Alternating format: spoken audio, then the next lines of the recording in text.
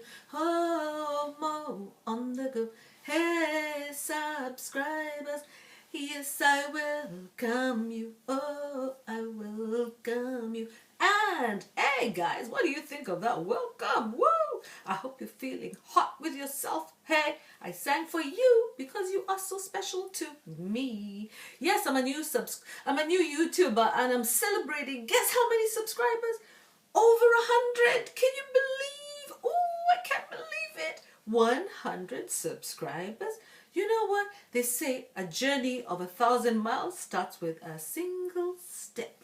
So you know what? I got my single step and another step and another step, and you have made it happen for me and for us. So those who have subscribed to my channel and enjoy, you know, the teachings and my rantings and my talks and my energy on the channel, you know, you're very welcome. I know I'm kind of different YouTuber, probably older, African, you know, living different places, living in the diaspora, living in Africa sometimes, you know, bringing all different kinds of messages and not really focused on any one issue. I hope that you like it and I hope that you enjoy it. Like, you know, my son told me, he said, your subscribers choose you, you don't choose them. I said to myself, oh, kid, you're right. You're totally right. It's really true. So you've chosen me and I want to celebrate you and thank you for everything. And on that note, I don't even know what song I was humming there, but I just love the tune and I think I'm going to adopt that one for Mo on the Go subscribers. Woo! So let's talk today. What are we going to talk about? Hey, you know what, eh? I wanted to celebrate friendship. The importance of friendship. You know, sometimes we forget how important friends are. Friends add value to our lives. They help us to not be depressed.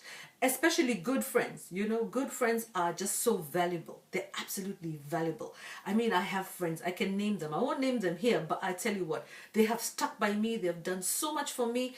And I just have never had an opportunity to say thank you to them the way I would love to say thank you to them. You know, and to you, my friends out there. You subscribers are also some of my friends. And I want us to talk about the importance and the value of friendship. Let's talk about friendship today. Where could we be without our friends?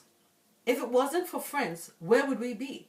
I can tell you right now that I have friends who have stood in the way when I was at my absolute lowest moment, when I needed to build myself up from scratch. Because in this world nowadays, you know, they say, you know, we live longer than we were supposed to before. So you have many opportunities to succeed, but you also have many more opportunities to fail. This life presents you with many opportunities, you know, to experience all the ups and downs of life. So that's all the more reason why we need friends to stand by us. And if you're one of those friends who stands by your friend, kudos to you, you know, keep it up. And if you're one of those friends who goes back biting your friends, down to you, you know what I mean? Remember that friendship is valuable. Friendship is one of the most beautiful things. There are so many sayings even in African culture about things, like about friendship, that, you know, even the Bible talks about friendship, that if, for example, you go very early in the morning to your friend's house before 9 o'clock, before they've woken up, and you go in there with a word of encouragement or, you know, praises to them, they'll look at it and think that it's a complete insult because of the timing. You know, you have to think about the timing of, you know, your communications with friends. And we've all been guilty of approaching our friends the wrong way, the wrong platform. So, for example, your friend gives you an inch and you take a mile. You know, so you decide to go even deeper and take even more from your friend than they should. So, for example, let me give you a very good example. Let's say you accept a friend on Facebook. You go to Facebook and you accept a friend. The next thing, they're in your messenger. And the next thing, they're getting into your personal life. The next thing, you know, they're being all inappropriate with the kinds of things that they're asking, the kinds of questions they're asking you. It's like they want to know your whole life history within 2 minutes, you know? And it's not really a good thing. We need to know where to not overstep our boundaries with friends.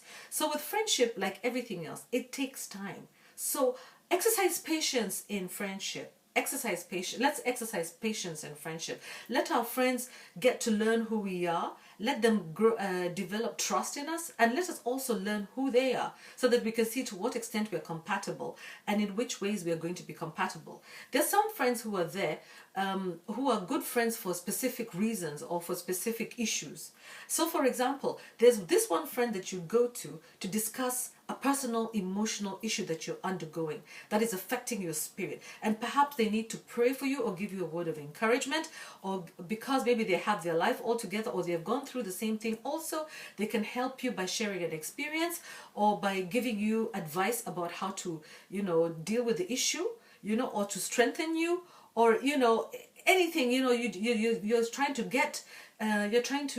get support for your issue, and maybe they're just a listening ear. There's another friend that you can go to because maybe you have a financial problem, not because they're rich, but because they're kind. You notice that very many people who are rich are not necessarily kind, yeah? I'm sure you agree with that. Some of the richest people are the meanest. Oh my God. I remember when I was young, people would say, you know what, you need to find a guy who has money. And me, if there's anything I was scared of, is finding a man who has money. And the reason is because I think many people misuse money for control. Many people, especially men over women, they can use their money and status and power and position to control a woman. So I said to myself, in fact, God, I don't want any man who has money. I don't want the money. I don't want the money. I want a man who has values, I want to marry a guy who has values, who sees, first of all, who loves you. Yes, that's very true. Who loves his creator, who recognizes, and who has a humane spirit for other people. Money comes next. Of course, you don't want to marry a lazy bum, but you want to marry at least somebody who's hardworking and who, puts money in its place. Yeah. So there are some friends who you can go to because you have money issues, and they will lend you the money, or they will find a way to get you the money. Yes, there are some people who have the money who will give you the money, but believe me, majority of those friends who have money, who will lend you money, will certainly not lend it to you without a very long lecture. A very long lecture. What have you been doing with the money that you've been earning?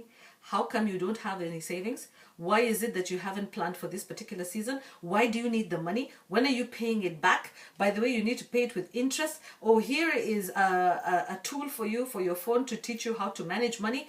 Oh, by the way, you know what? It's not really good to... And others will just say, oh, sorry, I don't have the money. And really they do, but they just don't want to lend it to you. I tell you what, I don't blame anybody for not wanting to give money if they have money, because it's your prerogative, it's your own right, to say yes or no. But you know what, the most important thing is not to belittle or put down the person who has asked you for the money. Just say no and move on. Don't say no and here's a long lecture, or no and go back there and backbite them, because you never know where you're going to be tomorrow. Money is just a tool. It's just it's a tool for trade. It's a tool for trade. It doesn't define you. It doesn't define who you are. It's just a tool. Some of the most beautiful, wonderful souls in this planet don't have any money to talk about, but they have wisdom, and they have intelligence, and they have beautiful, kind spirits, and they have, experiences and wisdom beyond all the money they can ever buy. So you know what? Me, I'm not fooled by money. All of you guys who want to go chasing guys with money, go chase them all. The guys with money, many of them are baby boys, babies, mama boys. Riding daddy's car, or they've managed to get their money through inheritance. They didn't actually work for it, they didn't really work for it. And the guys who did work for it, many of them tend to worship money, and they put money above relationships. So you have to, really appreciate a friend who comes through to you and gives you money. And most importantly, follow the African tradition that says, a debt is a debt. It needs to be paid. Doesn't matter. There's no friendship in debt. If you say you're going to give back the money, give back the money when you're going to give it. When you say you're going to give it back. If you're not able to give it back, explain to them why, and set a time when you will pay it back. Because it's not fair to get somebody to wait for the money that they've lent you, and then you think that it's your money, all of a sudden it's become yours and you've forgotten about it, and anyway they have so much money, so anyway they don't even need it. Yeah? Or maybe they don't even have the money, but you don't really care. So it's very important, to value your friendships and have, and be, honest, and be respectful to people who lend you money, Okay, so you also go maybe to another person, maybe because you have a marital problem, maybe a home problem, maybe between you and your spouse. And I'm not going to talk about children, I'm talking about you and your spouse. And it may be a married couple, it may be a married couple, it may not be a married couple, it could be a single person who has wisdom, who is close to God, who understands the heart of God, and who understands the value of marriage. Okay, one of my very, very, very, very close friends who I talk to about any situation I have with when it comes to, deep, deep, deep, deep, deep situations, and I will say I won't always talk to them, but I would definitely, definitely, apart from God, go to her because I know that she's a spiritual person. I'll go to her and she'll advise me and she'll tell me, don't make hasty decisions, pray, go on your knees, go on your knees, maybe this is the problem, be patient. I mean, beautiful, beautiful, beautiful words of advice, beautiful words of advice. Sometimes you go to a couple, they tell you, you know what, forget it. Or somebody who was married before, divorced before, they say, forget it, just move on, forget it, just give up. Some things can never be fixed. And somebody else who was divorced will also tell you, you know what, the pain I've been through, I would just advise you, please don't make any rash decisions, okay? Whatever decision you have made, just take it easy, don't, go slow, give the person space. Maybe the person is seeking space, maybe whatever the situation is, and it could also be you who is at fault, and maybe you also maybe tired, exhausted, whatever, but there's some friends who come to you in your point of need in marriage and spousal relationships. Then there are others who can help you with kids. When I was a single mom for like 22 years, my friends, most of them had children, and boy, we learned from each other. We'd be saying, oh my God, now look with my kid. Now they're sagging their pants. What am I going to do with this one? Others are, they've decided now they want truster, they want braids, they want what. And those were the days when hairstyle was very important. You want to teach the child grooming. Just when you're getting ready to teach the child grooming, they're teaching you that they don't need your lessons in grooming. They have their own definition for what grooming is, And their definition for grooming will make you wear double focals, bifocals, trifocals. And you'll be like, oh goodness, what do we do here?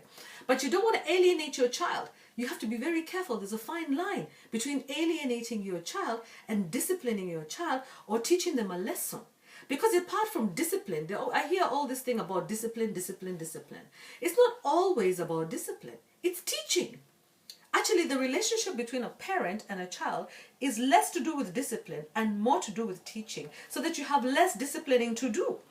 If you teach, listen, listen to them and they listen to you. Teaching also means listening. So we need to listen to our children. And when we listen to our children, what happens is that we are taught by our friends who have been there before, who are successful parents, that even children have, every child that comes on the planet has their way of doing things which is going to be different from yours and different from your ideals. And I think that also inherently one is taught that every child that comes into the planet, comes with a different perspective of life. And therefore, you need to approach each child, even if you have more than one, differently. Because you certainly do not want to alienate them. On top of that, you want to have a sustainable way of managing issues in the family. So, for example, if you've decided that spanking, hitting, inflicting pain and injury on a child is your way of disciplining them, think about what's going to happen when they get to that age where you can no longer do that.